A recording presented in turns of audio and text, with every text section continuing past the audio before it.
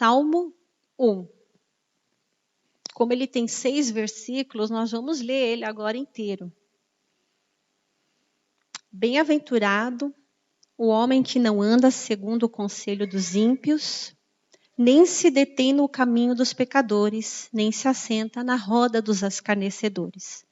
Antes tem seu prazer na lei do Senhor, e na sua lei medita dia e noite. Pois será como uma árvore plantada junto às correntes de água, a qual dá o seu fruto na estação própria, e cuja folha não cai, e tudo quanto fizer prosperará. Não são assim os ímpios, mas são semelhantes à moinha que o vento espalha. Pelo que os ímpios não subsistirão no juízo, nem os pecadores na congregação dos justos. Porque o Senhor conhece o caminho dos justos, mas o caminho dos ímpios conduz à ruína. Obrigada, Senhor, pela tua palavra, que é viva, é eficaz, é boa para instrução, para falar ao nosso coração, transformando, nos santificando, Senhor, pela tua verdade. Pedimos, Senhor, que a tua semente possa encontrar terra fértil, aonde frutificar, aonde crescer. Que o teu Espírito possa regar, trazendo, Senhor, glórias ao teu nome, trazendo frutos que glorifiquem a ti, no nome de Jesus. O livro de Salmos, o Telehim, é uma coletânea de hinos. É um saltério, não é? Como nós temos na Igreja Batista o cantor cristão, o HCC, não é? O Inário para Culto Cristão. Temos a harpa cristã da Igreja Assembleia de Deus, temos o Cântico Novo da Igreja Presbiteriana. Isso é um saltério.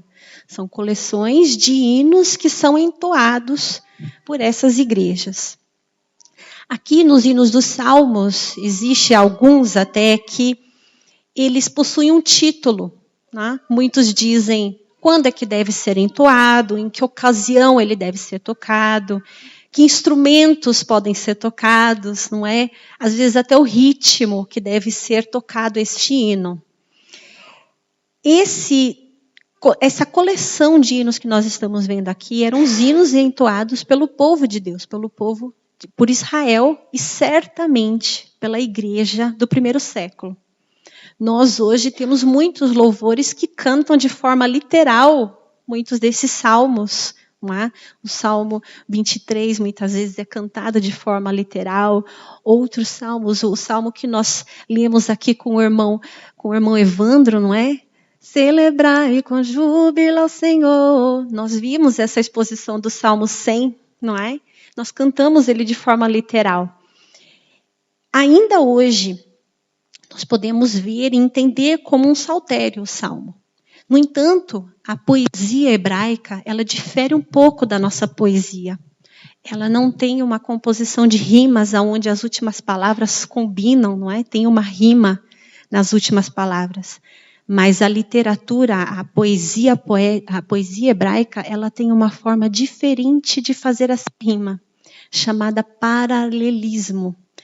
Ela não faz essa repetição fonética no final das frases, mas ela repete ideias, conceitos em que ela quer trabalhar, muitas vezes falando por outras palavras, não utilizando a mesma palavra, o que torna a tradução dos salmos possível em todas as línguas. Vê que coisa maravilhosa. Nesse caso do Salmo 1, ele é uma forma chamada paralelismo antitético, que significa o quê? É um salmo de sabedoria. O autor escreveu de forma a colocar duas vidas a se contrastarem. A vida do ímpio e a vida do homem justo, do homem bem-aventurado. Então, o que nós podemos aprender hoje com esse paralelismo, com essa construção de ideias? O que a gente pode observar na vida desses dois personagens aqui no Salmo 1? Do bem-aventurado e do homem ímpio. Quem é o homem bem-aventurado? Quem é o homem ímpio? O homem bem-aventurado é um homem feliz. Se a gente fizer essa pergunta, é uma pergunta difícil talvez de responder e com uma resposta diferentes. Se a gente for perguntar para cada um o que é felicidade, a característica deste homem bem-aventurado é ser isso, porque esta palavra bem-aventurado pode também significar muito feliz, abençoado. O homem bem-aventurado ou abençoado é muito mais do que alguém que possui uma vida feliz, que vive uma vida tranquila, que possua fortunas, propriedades, etc.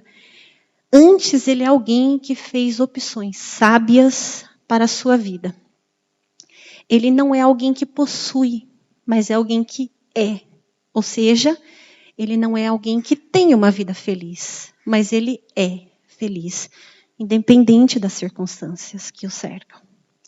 Certa vez eu ouvi um testemunho de um pastor que estava na sua aula, naquela época na faculdade de filosofia, cursando o curso de filosofia. E o professor daquela cadeira disse: é impossível existir algum homem na face da terra que seja tão feliz. Ele levantou a mão e disse: eu discordo. E eu sou feliz. Aí ele disse: isso é impossível. Se a gente analisar a nossa vida, ela é totalmente horrível, não tem como você ser feliz. Ele: não, eu discordo. Você está vendo na perspectiva de que o homem não é feliz e possui alguns dias de felicidade. Eu entendo que em Cristo eu sou totalmente feliz, com alguns dias em que eu tenho tristezas, mas eu sou totalmente feliz. Esse é o homem bem-aventurado, que independente das circunstâncias, ele é um homem feliz. O conselho do ímpio não encontra no coração do justo nem morada, nem pouso. Pois o ímpio anda ao sabor do vento, como o versículo 4 vai dizer. É como o vento que espalha. O ímpio é aquele que despreza a Deus, que tem a si mesmo como fonte única de sabedoria. Ele anda segundo o seu próprio conselho, contra o seu próprio coração. O justo, no entanto, enxerga a Deus no seu caminho todos os dias. Nos dias tristes, nos dias alegres, nos dias de riso, nos dias de choro. O homem bem-aventurado enxerga a Deus no seu caminho em todo o tempo. Buscar ao Senhor como fonte de sabedoria para se ser feliz deve ser o anseio do coração do homem, pois fomos criados para glorificar a Deus e encontramos o nosso propósito de vida quando o fazemos. Ele enxerga a Deus em seu caminho, conduzindo em todo momento. O homem bem-aventurado é um homem que tem prazer na lei de Deus, como a gente lê no versículo 2, como nós também cantamos, não é? Aquele que tem os meus mandamentos e o guarda, este é o que me ama, não é? O homem muito feliz tem prazer na lei de Deus e nela medita dia e noite. A palavra de Deus, ela não é somente fonte de sabedoria, mas também é alimento para este homem. A falta de alimento da palavra de Deus e de ter a ela como fonte para nos alimentar tem gerado muitas vezes vidas desnutridas. Como o apóstolo Paulo falou à igreja de Coríntios: eu venho a vocês como crentes carnais. Vocês não podem comer alimento sólido, ainda preciso tomar leite, porque não tem condições de comer essa comida sólida. A gente que é pai, a gente sabe, né, que um bebê tem o seu tempo de comer um alimento mais pastoso, líquido, e depois chega o tempo de um alimento sólido. E isso necessita de uma maturidade. Nós, como filhos de Deus, nós também caminhamos por esse processo. Nós precisamos desse processo de maturidade. E a palavra de Deus traz isso, maturidade, para a nossa vida espiritual. A dúvida de que a palavra de Deus não é boa, não é suficiente, tem sido a estratégia de Satanás desde o princípio. Essa foi a estratégia usada pela serpente quando encontrou com Eva lá no jardim. A serpente falou: Eva, vem cá que eu vou te contar uma coisa que você não sabe. A serpente foi lá e perguntou o que para Eva? É verdade que não pode comer de fruta nenhuma aqui do jardim? E a Eva falou, não, pode sim. Mas Deus disse que essa árvore aqui, ó, essa do conhecimento do bem e do mal, dessa a gente não pode nem comer, nem tocar. Deus não disse que não era para tocar, mas a Eva acrescentou aí uma leizinha a mais. Não pode nem comer, nem tocar. O que a serpente respondeu? Isso não é verdade. O que vai acontecer se você comer? Deus disse, não, a gente vai morrer. Ele disse, certamente vocês morrerão. O que a serpente disse? Não é verdade. Vocês não vão morrer. Essa é a estratégia que Satanás tem usado desde o começo. De trazer dúvida ao nosso coração de que a palavra de Deus é boa, é perfeita. Que ela serve para o nosso crescimento, que ela serve para a nossa instrução. A falta de conhecer e de se alimentar da palavra de Deus nos coloca em situações vulneráveis e vacilantes. Que foi o que aconteceu com Eva. Ora a palavra tem validade, ora não tem, ora o conselho é bom, às vezes o conselho não é bom. Aquilo que é errado a gente começa a julgar certo, aquilo que é certo a gente começa a julgar errado. O conselho do ímpio é vacilante. E o homem bem-aventurado não anda segundo esse conselho. Porque o conselho dele vai junto com ele, junto com o vento. Hoje tem validade, amanhã não tem. O justo permanece na instrução eterna e não tem dúvidas de que a palavra de Deus é essencial para a sua vida. Ele procura se alimentar dela e meditar nela todos os dias. Ele procura se alimentar dessas palavras e não daquelas trocadas na roda dos escarnecedores. O que tem numa roda de escarnecedores? Escárnio. Fala-se mal. Fala-se mal da criação de Deus. Fala-se mal daquilo que Deus criou. O homem bem-aventurado tem a palavra de Deus como sua fonte de alimento, como seu baluarte, como a sua torre forte, como a sua segurança que ele busca todos os dias com diligência, de forma a viver uma vida santa e irrepreensível. O homem bem-aventurado, ele é um homem que foi plantado. Aqui no Salmo nós podemos ver, no versículo 3, que ele fala, pois ele será como uma árvore plantada junto às correntes de água, ao qual dá o seu fruto no tempo certo, e as suas folhas não caem, não murcham. Interessante é ver que o salmista não diz, uma árvore no meio de tantas, uma árvore que nasceu em algum lugar. Não. Ele diz que essa árvore foi plantada. Aonde é que a sua vida tem sido plantada? Aonde é que a sua vida foi plantada? O homem bem-aventurado, ele foi enxertado em Cristo. Ele vive em Cristo e dará frutos nele. João 15 vai lembrar as palavras que Jesus disse. Eu sou a videira verdadeira e o meu pai é o viticultor. Eu sou a videira verdadeira e vocês serão enxertados em mim. Vocês sabem o que é um enxerto? É uma técnica muito interessante. Geralmente é um galho de alguma planta, né? Um galho de uma videira, por exemplo, que é pequena, que ainda não deu fruto. Ela é enxertada numa videira já madura, que já tenha dado frutos, que já tenha passado pelas intempéries do tempo, que já tem raízes profundas. E muitas vezes a gente até quer misturar, né?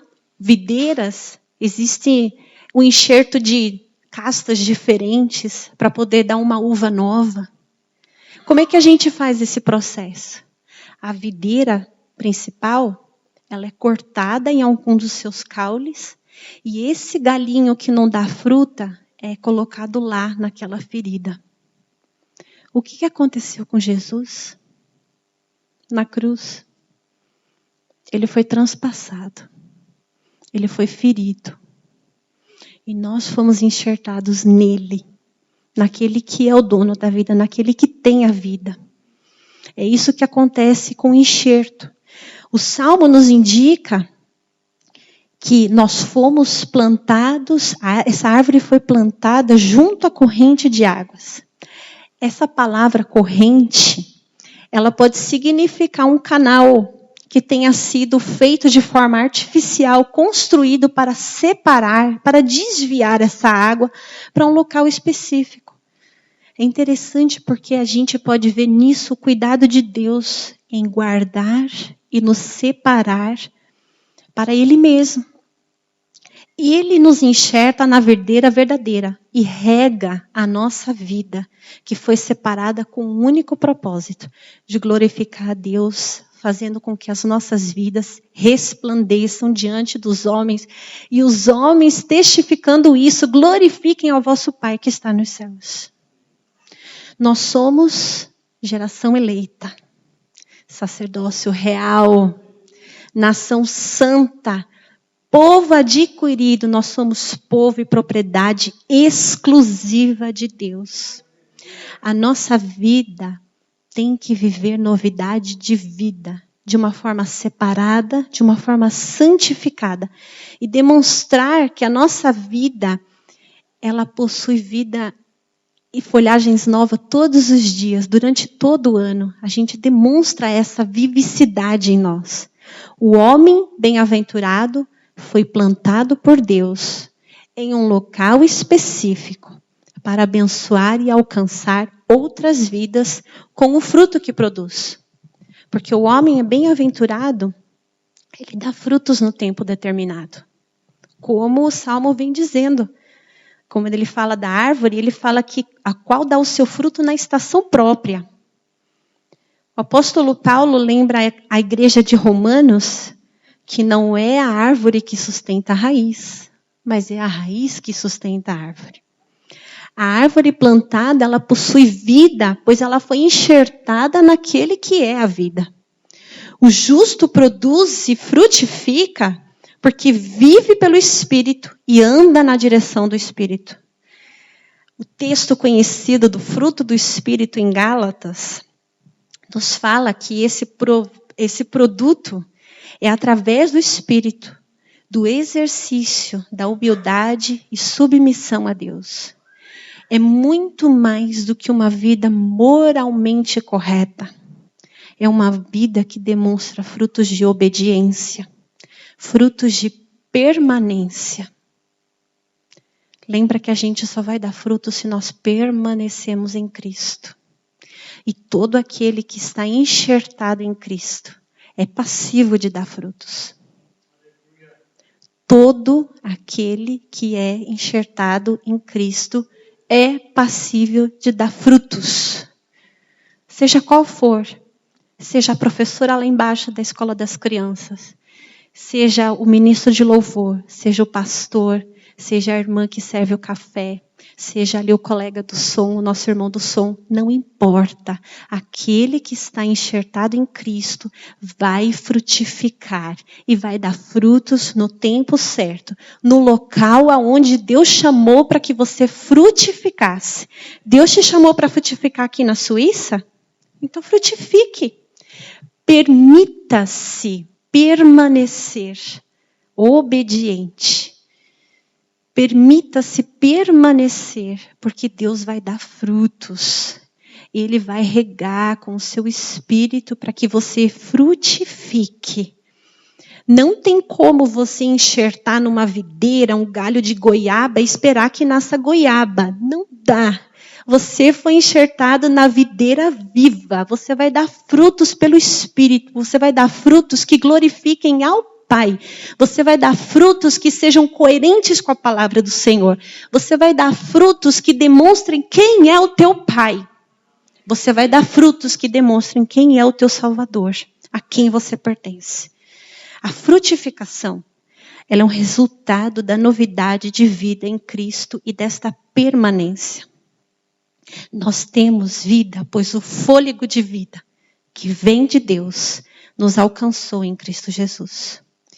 O ímpio não prevalece, o justo prosperará. O ímpio anda segundo o seu conselho, mas o justo medita na palavra e na lei do Senhor. O ímpio é como a palha seca que o vento leva sem vida. O justo tem as suas folhas irradiando vida, pois é regado pelas águas que procedem de Deus. O caminho do ímpio traz destruição, mas o justo frutifica, traz bênçãos para si e para os outros, para quem está do seu lado, para quem convive com você, para quem precisa trabalhar com você, para quem precisa morar com você, para quem precisa passar por você, para o seu vizinho da frente, para o seu vizinho de baixo, para o seu colega de curso, para todos. Onde é que está enxertada a nossa vida? Que frutos temos dado? São frutos de permanência? Frutos de obediência? Porque é muito bom a gente ter um coração diante de Deus que é ensinável. Um coração que se dobra. Um coração que diz sim, Senhor. Sim, Senhor. A tua palavra é verdade. A tua palavra tem razão. Frutos que no tempo certo amadurecem e são bênção. Onde quer que vocês estejam. Que o Senhor hoje possa nos visitar, trazendo na meditação da sua palavra, para cada um a porção que Ele tem guardada. Para cada um de nós, meditando na sua palavra, que o Senhor possa encontrar hoje em nós terra fértil, onde Ele possa lançar a semente da sua palavra e ela venha frutificar. Amém.